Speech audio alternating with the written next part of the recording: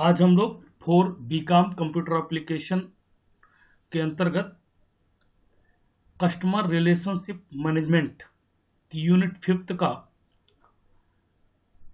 कल जो video lecture हम लोगों ने पढ़ा था उसी के आगे हम लोग स्टार्ट कर रहे हैं। Importance of electronic customer relationship management, जिसको शॉर्ट में हम लोग इंपॉर्टेंस ऑफ ECRM के नाम से भी जानते हैं। तो सबसे पहली बात, लास्ट की क्लास में हम लोगों ने देखा था कि ECRM क्या है, ECRM किस तरह से कार्य करता है, ECRM और CRM में डिफरेंस क्या है। तो कस्टमर रिलेशनशिप मैनेजमेंट और इलेक्ट्रॉनिक्स कस्टमर रिलेशनशिप मैनेजमेंट दोनों को अपन टेक्नोलॉजिकल वे में भी और नॉर्मल वे भी दोनों में डिफरेंस देखा था।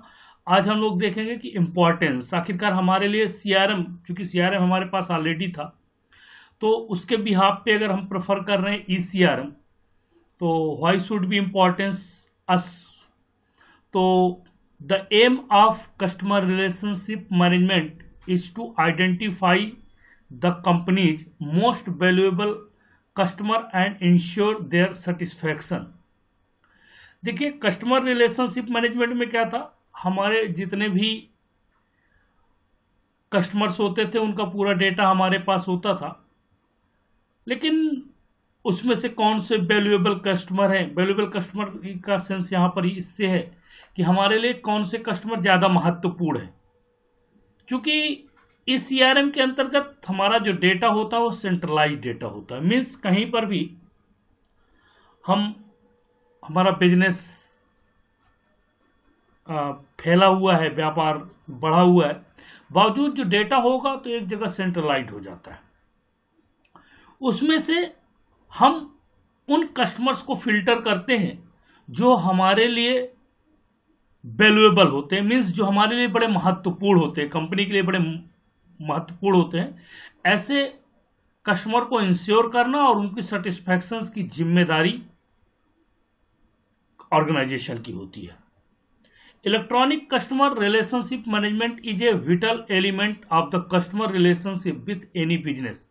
किसी भी व्यवसाय के लिए जो ECRM मैनेजमेंट है वो एक टॉनिक की तरह है, मीन्स क्योंकि इससे क्या होता है, हम देखिए हमारे लिए एवरी कस्टमर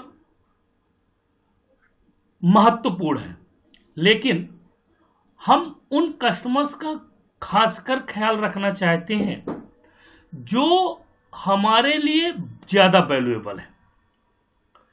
तो ऐसे कस्टमर्स को आइडेंटिफाई हम ECRM के थ्रू आसानी से कर सकते हैं।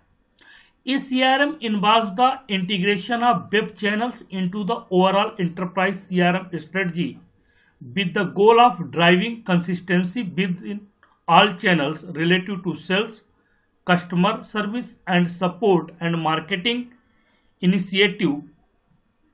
मतलब ओवरऑल सिनारियो अगर देखा जाए तो जो ECRM के अंतर्गत जो स्ट्रेटजी आती है, जो उसका लक्ष्य है, जो कार्य करने का हमारा तरीका है, वो हमारे लिए 3 तरह से महत्वपूर्ण है। एक तो सेल्स, दूसरा कस्टमर सर्विस और तीसरा उसको मार्केटिंग। मीन्स हम जब कोई प्रोडक्ट बेचते हैं तो उसकी पूरी जिम्मेदारी हमारी होती है कि हम सर्विस सपोर्ट्स, मीन्स हमारा जो बैकअप है, कॉल सेंटर्स है, वो 24/7 आपको सपोर्ट प्रोवाइड करे। और मार्केटिंग इनिशिएटिव्स मीन्स होता है कि मार्केटिंग हम किस तरह से लोगों को अपनी तरफ आकर्षित करें। तो the main function of ECRM is to give customer an experience that is seamless and satisfactory but also encourage them to return to the website repeatedly and also increase customer loyalty, ensuring customer do not go to competing websites। मतलब इसमें क्या है, हमें हमारे customer को अपने तरफ इस तरह से आकर्षित करना है इस तरह से भरोसा दिलाना है कि वो दूसरी वेबसाइट की तरफ जाने की जरूरत उनको न समझ में आए, न वो दूसरी वेबसाइट की तरफ जाने की कोशिश करें, न सोचे। और वो तभी संभव है जब हम उनको उनसे रिलेटेड उनकी हर एक प्रॉब्लम्स को सॉल्व करने की पूरी कोशिश करेंगे।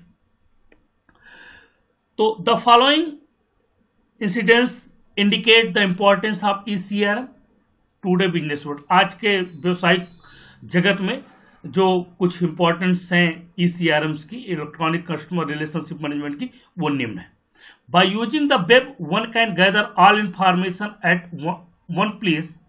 No longer Saturday afternoon are spent digging through stack of magazines in the library. All the information is now available at a one place.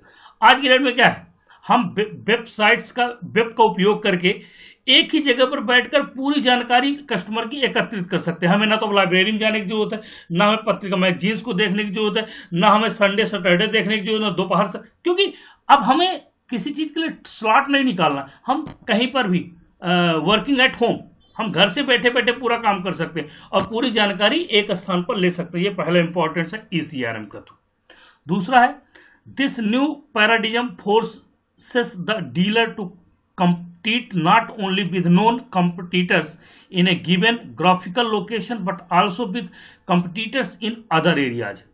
यह एक नया पैराडिज्म है जो किसी भी डीलर मतलब यहां पर क्या है, जो काम करने वाला, बेचने वाले को किसी दिए गए ग्राफिकल प्लेसेस में न केवल हम उसके बारे में जानकारी ले सकते हैं, बल्कि अन्य क्षेत्रों में कौन से प्रतियोगी कौन सी प्रतिस्पर्धा करने के लिए हमें मजबूर कर रहा है, या किस से हमें कौन कौन हमारे कंपटीटर हैं, उन सबको हम एक जगह बैठकर आसानी से उनके बारे में जान और समझ सकते हैं। तीसरा है, it helps if the pricing configuration are set in to include the states current sale taxes. यदि राज्य के वर्तमान बिक्री कर को शामिल करने के लिए मूल्य निर्धारण कॉन्फ़िगरेशन निर्धारित है तो यह मदद करता है। मींस अलग अलग राज्यों की अलग अलग बिजनेस पॉलिसी होती है, अलग अलग टैक्सेस की पॉलिसी होती है। क्योंकि हम जिस स्टेट में काम कर रहे हैं उस स्टेट्स की अपनी अलग पॉलिसी है, हम अपने बिजनेस को दूसरे स्टेट में ले जाते हैं, वहां की दूसरी अपनी उनकी बिजनेस एक्ट एंड रेगुलेशंस है। तो इन सबको हम जिस राज्य में हम जाना चाहते हैं उस राज्य में पहले से हम पूरी जानकारी ले सकते हैं कि कौन सा राज्य किस तरह से बिजनेस करने के लिए सक्षम है और क्या क्या हमको सुविधाएं प्रोवाइड करेगा। There is no longer an exclusive provider of information or pricing in the new economy. In the case of a car shopping experience 10 years ago, the customer might have been able to check with a couple of dealers in town. देखिए, ये नई economy I है ना, new economy में information और prices को निर्धारण करने को एक विशेष वो नहीं है, क्योंकि 10 साल पहले एक कार खरीदने के लिए हमारा अनुभव और आज के समय के अनुभव में, 10 साल पहले गिनती के बड़े बड़े मेट्रो सिटीज, बड़े बड़े सिटीज में डीलरशिप होती थी। आज क्या है, आज तो हमारे गांव, हमारे घर, हमारे पड़ोस, मतलब कहीं पे भी हम जाके काम नहीं, हमें जाना कहीं नहीं जाना, हम घर पे बैठे बैठे इंटरनेट ऑन किया और वेब में जाके हमने देखा मुझे ये गाड़ी खरीदनी, उसमें क्या फीचर्स है, क्या कौन से किस स्टेट में या किस कंपनी, मुझे कौन सी कंपनी की गाड़ी खरीदना, क्या उससे कंपैरिजन की दूसरी गाड़ी है उसी के लेवल की। तो ये सारी चीजें मैं एक जगह बैठकर कर सकता हूं, मुझे बार बार जाने की आवश्यकता नहीं है। In the e business e economy this information is no longer under the control of a single provider but is published by independent sources who are easily accessible to the consumers. मतलब e business और ई economy में यह information कि एक ही dealer उसको control करेगा ऐसा नहीं है, क्योंकि अब हमारे पास इंडिपेंडेंट सोर्सेस हैं और वो इंडिपेंडेंट सोर्सेस समय समय पर अपने एडवर्टीजमेंट के द्वारा कस्टमर को अपनी आसानी से अपनी तरफ आकर्षित करने की कोशिश करते हैं, अपनी इंफॉर्मेशन को प्रोवाइड करते हैं। नेक्स्ट है, finally and most importantly the context and design of the website is always at the center of the action. One way in which this way accomplished was by addressing the consumer by name rather than you or the customer. अंत में और सबसे महत्वपूर्ण बात है कि किसी भी वेबसाइट्स की प्रतियोगिता और डिजाइन हमेशा कार्रवाई के केंद्र में होती है. जिस तरीके से इसे पूरा किया गया वो कस्टमर को आप या कस्टमर के बजाय उसके नाम से संबोधित करना था. मीन्स अब क्या है, कोई भी कंपनी फोन आता है, मतलब वो हमारी इंफॉर्मेशन उसके पास पहले से, वो हमारे बारे में सब कुछ जानता है. वो कैसे संभव हुआ? वो इसी सीआरएम के थ्रू संभव हुआ. हम क्योंकि वो पहले से हमसे पूरा विजिट कराता है, हमको पूरा एड्रेस करता है कि मैं आखिर कौन हूं, क्या मेरी कैपेबिलिटी है, मैं क्या ये कर सकता हूँ, नहीं कर सकता हूँ, मैं ले सकता. तो ये सारी की सारी चीजें आज इस सीआरएम के थ्रू पॉसिबल है. ये है महत्वपूर्ण फेस कि कितने इंपॉर्टेंस, क्या महत्वपूर्ण वो है, वो ईसीआरएम के बताए जा चुके हैं. नेक्स्ट है साइलेंट फीचर्स ऑफ ईसीआरएम. देखिए फीचर्स ऑफ ईसीआरएम तो मैंने लास्ट क्लास जो आपको पढ़ाया था उस पर मैंने बता दिया था, लेकिन कुछ साइलेंट फीचर. देखिए फीचर्स लगभग सिमिलर है, चाहे वो फीचर्स ले ले चाहे ये फीचर्स ले ले, लेकिन कुछ ऐसे फीचर्स है जो साइलेंट का मतलब होता है जो ऐसे फीचर्स जो हमारे नहीं बताए जाते, ये जिन पे हम पे गौर नहीं करते और वो हमारे लिए बड़े प्रॉफिटेबल होते हैं, तो ऐसे फीचर्स हैं, उनको हम साइलेंट फीचर्स के रूप में जानते हैं. तो कुछ फीचर्स हैं साइलेंट्स जो इलेक्ट्रॉनिक कस्टमर रिलेशनशिप मैनेजमेंट के, तो वो निम्न है. पहला है फोकस्ड ऑन प्रोसेस. फीचर जो ईसीआरएम है वो प्रोसेस पर ध्यान केंद्रित करता है, कार्य पर ध्यान केंद्रित करता है. दूसरा है driven by a data warehouse. मतलब ये कैसे संचालित होता है, यहाँ कोई दुकान नहीं खोली जाती, कोई रिटेल स्टोर नहीं खोला जाता. क्या होता है, कंपनी के गोडाउन में सामान पड़ा हुआ है, हमने eBay, Amway किसी को भी ऑर्डर दिया, वो ऑर्डर जाके कंपनी के पास जाता है, कंपनी वहां के अपने वेयर हाउस से सीधे माल हमारे घर भेज देती है. मतलब इसके लिए दुकान ये सब खोलने की जरूरत नहीं होती है. Focused on a multi channel view of customers behaviour. ग्राहक के सभी क्यों, मतलब एक से अधिक चैनलों पर, ऐसा नहीं कि एक ही चैनल पर एक जगह कंसंट्रेट करता है, वो एक से अधिक जगह पर कंसंट्रेट करता है.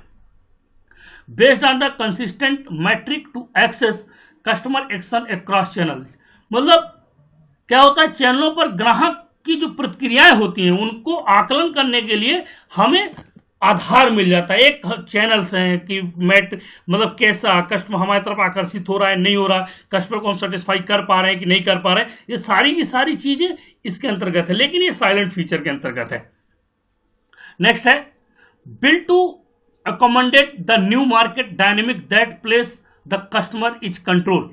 अब जो नया मार्केट है वो नया मार्केट को डायनेमिक रूप से बनाया गया है जो कस्टमर को नियंत्रण में रखता है. नियंत्रण कैसे, मतलब कस्टमर जब भाई कोई भी कस्टमर कब आपके यहां से जाना चाहता है, जब उसकी जरूरतें पूरी नहीं होती.